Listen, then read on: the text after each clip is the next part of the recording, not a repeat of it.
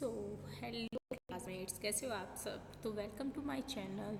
तो आज हमारा है डे 15, जिसमें कि हम करने वाले हैं maximum product of 2 digit problem, जो कि है लीड कोड पे प्रॉब्लम नंबर 3536। तो चलिए बिना किसी देरी के चलिए प्रॉब्लम पर। तो जैसा कि हमें प्रॉब्लम के नाम से पता चल रहा है कि हमें मैक्सिमम प्रोडक्ट ऑफ 2 डिजिट, मतलब कि हमें एक मैक्सिमम प्रोडक्ट चाहिए 2 डिजिट का। अब वो 2 डिजिट कौन से होंगे वो हम प्रॉब्लम पढ़ के पता करेंगे। तो प्रॉब्लम में हमें बताया गया है you are given an integer N, return the maximum product of any 2 digit in N, note that you use the same digit twice if it is appears more than one in N.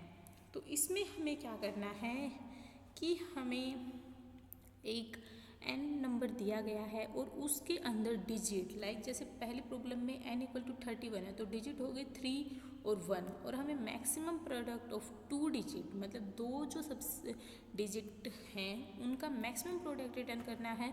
हम use कर सकते हैं the same digit twice if it is appears more than once in N. हम दो number use कर सकते हैं एक ही बार, मतलब सेम नंबर। तो इसमें हम क्या करेंगे, हमें 2 डिजिट का मैक्सिमम प्रोडक्ट चाहिए। इट मीन्स हमें वो 2 डिजिट जो मैक्सिमम डिजिट हैं उसके अंदर वही चाहिए।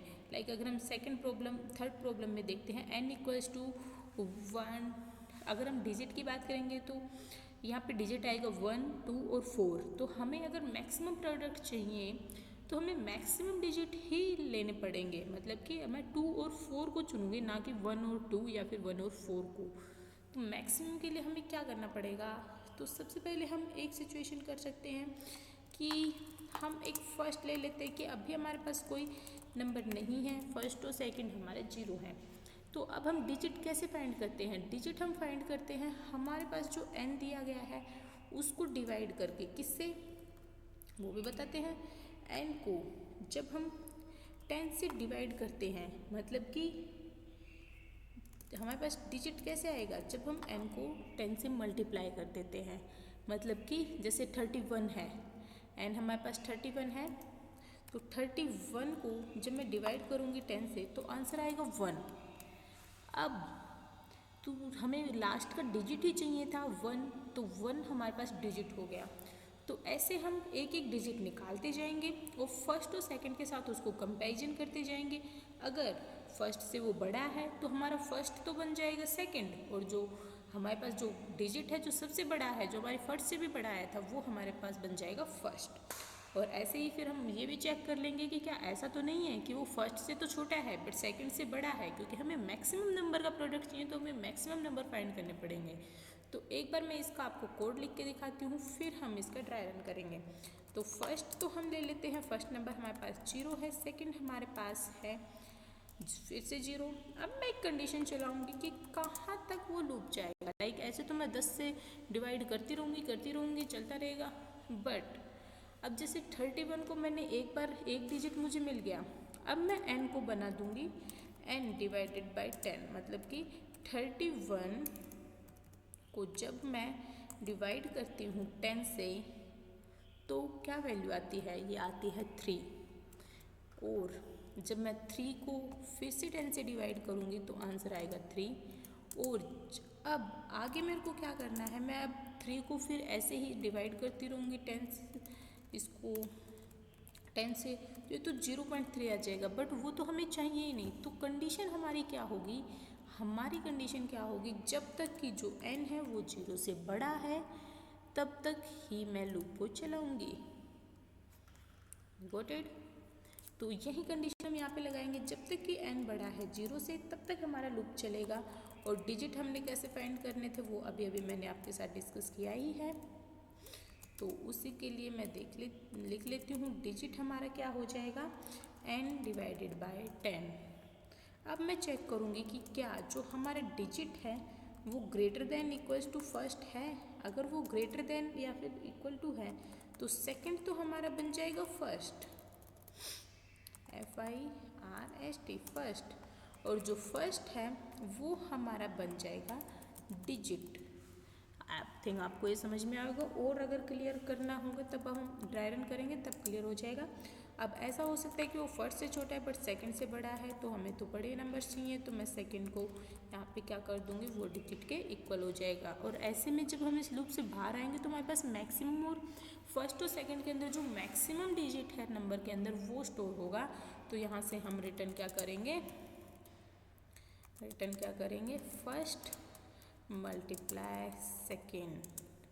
और जब मैं इसको रन करती हूँ तो ये सक्सेसफुली टेस्ट केसेस तो पास कर देता है, बट यहाँ पे हमारी टाइम कॉम्प्लेक्सिटी नहीं मैनेज हो पा रही है, क्योंकि हम बार बार उसको छोटा करते जा रहे हैं, तो टाइम लिमिट एग्जीक्यूशन बहुत हो रहा है। बाकी अगर जब हम इसका ड्राई रन करते हैं तो ये सक्सेसफुली अच्छे से ड्राई रन हमें रिटर्न करता है। आप इसका ड्राई रन खुद भी करके देख सकते हो, और अगर कोई प्रॉब्लम आती है तो आप मुझे कमेंट कर सकते हो या लिंक्डइन पे कनेक्ट कर सकते हो मुझसे, मैं रिप्लाई करूँगी। आप इसका ड्राई रन खुद से कर सकते हो। अगर आपने मेरी सारी वीडियोस अभी तक देखी हैं तो ये इतना मुश्किल नहीं है, आप इसका ड्राई रन खुद कर सकते हो।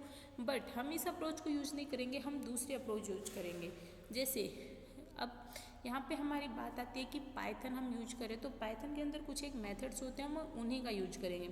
अब मुझे क्या है कि मेरे को एक ये इंटीजर दिया गया है, अगर ये एरे होता तो मैं एक काम कर सकती थी कि इसको शॉर्ट कर लेती। अब मुझे पता है शॉर्ट करने के बाद में जो वैल्यूज़ होती हैं, जो सबसे बड़ी वैल्यू है वो सबसे एंडिंग में चली जाएगी, तो मैं उनमें से जो एंडिंग की वैल्यू है उन दोनों को उठा के मल्टीप्लाई कर दूँगी।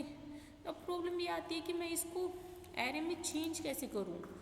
अब इसके लिए हमारे पास पाइथन के अंदर क्या होता है, इसके पास हमारे लिए पाइथन के अंदर मेथड्स होते हैं।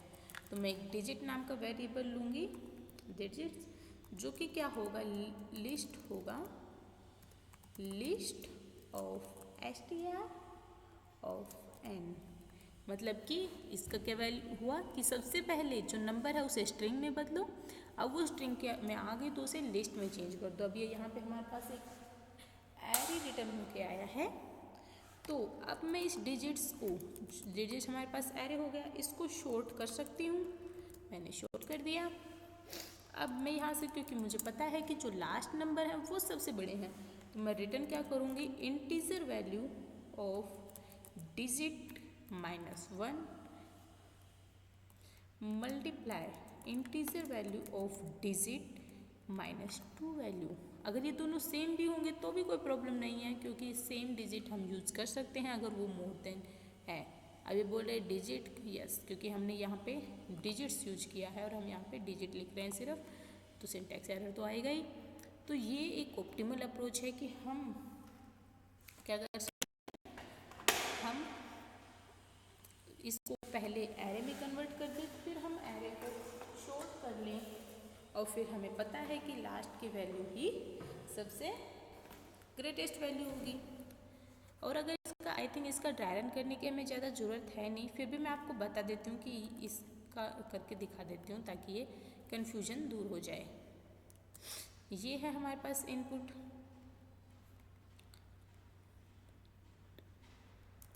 तो अगर मैं इसको डिजिट में चेंज करूँगी तो ये क्या बन जाएगा, 1 2 और 4।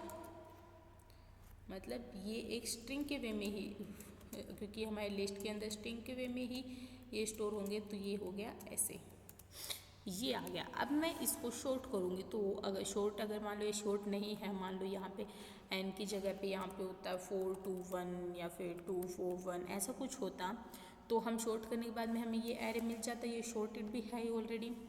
तो अब मैं, क्योंकि मुझे पता है जो आखिरी इंडेक्स है वो सबसे बड़े हैं, क्योंकि जब हम शॉर्ट करते हैं तो ऐसे ही होता है, लेफ्ट साइड में सबसे छोटी वैल्यू होती है, राइट साइड में बड़ी वैल्यूज़ होती हैं। तो जो आखिरी वैल्यूज़ हम कैसे डिटेक्ट करते हैं, -1 -2, अगर हमें राइट से लेफ्ट आना हो तो इसमें मैं क्या करूँगी, रिटर्न क्या करूँगी, इंटीजर में कन्वर्ट करूँगी किसको, जो डिजिट है, डिजिट का जो लास्ट इंडेक्स है -1 उसको, और फिर उसको मल्टीप्लाई करूँगी इंटीजर में ही कन्वर्ट करके डिजिट के -2th इंडेक्स को।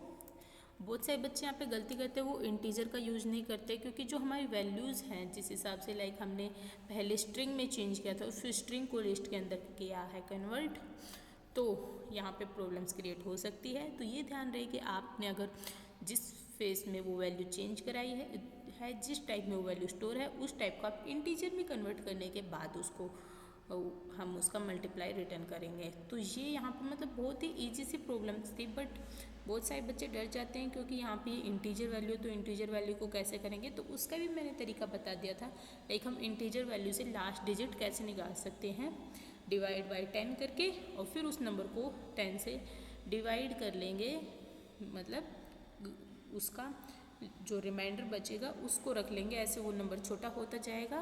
तो वो प्रॉब्लम भी हमने देख ली। वो उसके ब्रूट फोर्स अप्रोच थी क्योंकि वो उसकी टाइम कॉम्प्लेक्सिटी ज़्यादा आ रही थी, इसलिए वो सक्सेसफुली सबमिट नहीं हुई थी। बट ये एक बहुत ही सही मतलब करेक्ट हमारी एप्लीकेशन है। और यहाँ पे अगर हम टाइम कॉम्प्लेक्सिटी की बात करते हैं तो वो भी ज़्यादा नहीं आती है। हमने डिजिट को चेंज किया है और उसके अंदर ऐड किया है और फिर उसको शॉर्ट किया है, तो यहाँ पे टाइम कॉम्प्लेक्सिटी भी हमारी n log n ही आएगी, log n। तो ये नहीं है, ये स्पेस कॉम्प्लेक्सिटी है, तो यहाँ पे n नहीं आएगा, हाँ log n आएगी, और स्पेस कॉम्प्लेक्सिटी हमारी बिग ऑफ n आ जाएगी क्योंकि हमने उसको स्ट्रिंग में चेंज किया है। तो यहाँ पे हमारी प्रॉब्लम नंबर 15 डे की कंप्लीट होती है। अगर आपको एक्सप्लेनेशन अच्छा लगा हो तो आप वीडियो को लाइक कर सकते हो, चैनल को सब्सक्राइब कर सकते हो, और अगर कोई भी प्रॉब्लम आती है तो आप मुझसे कमेंट में पक्का पूछ सकते हो, मैं रिप्लाई करूँगी क्योंकि मैं भी एक स्टूडेंट हूँ। तो मिलते हैं आपसे अगले वीडियो में जहाँ ऐसी ही कोई इंटरेस्टिंग प्रॉब्लम होगी। तब तक के लिए enjoy coding and entertain yourself.